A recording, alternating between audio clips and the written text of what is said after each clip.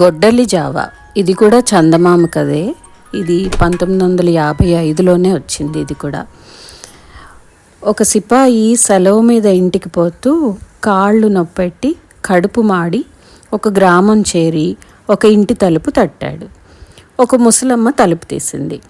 అవ్వా, ఆకలి దహించుకుపోతుంది, ఇంత గంజి ఉంటే పోస్తావా అన్నాడు.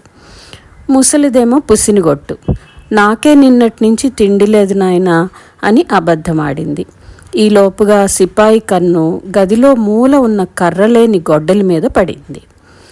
గొడ్డలి తల ఉన్నా జావ కాయొచ్చునే అన్నాడు వాడు. గొడ్డలి జావా బాబు, నేనెప్పుడు వినలేదే అంది ముసలిది.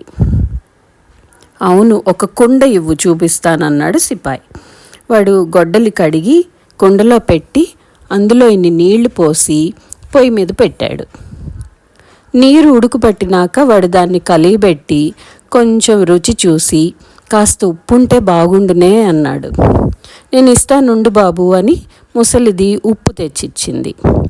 సిపాయి ఇంత ఉప్పు తీసి కుండలో వేసి మళ్ళా రుచి చూసి, భేష్, దీనికి ఇంకేమీ అక్కర్లేదు, గుప్పెడు నూకలుంటే చాలు అన్నాడు. నూకలా, నేను తెస్తానుండు అని ముసలిది నూకలు తెచ్చింది. సిపాయి నూకలను కుండలో పోసి గరిటతో కలయపెడుతూ జావ తయారు చేసి మళ్ళీ ఒక మారు రుచి చూసి, ఇందులో ఇంత వెన్న కూడా పడితే స్వర్గానికి బెత్తెడు ఎడంగా ఉంటుంది అన్నాడు.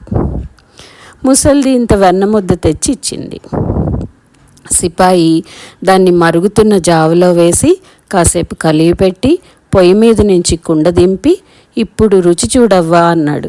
అవ్వ రుచి చూసి, ఎంత బాగుంది, గొడ్డలి జావ ఇంత రుచిగా ఉంటుందని నాకు తెలీదు అంది. ముసలిదాని అమాయకత్వానికి తనలో తాను నవ్వుకుంటూ కుండలోని జావలో సగం అవ్వకిచ్చి మిగిలిన దాంతో తన ఆకలిని తీర్చుకుని తన దారిన తాను వెళ్ళిపోయాడు.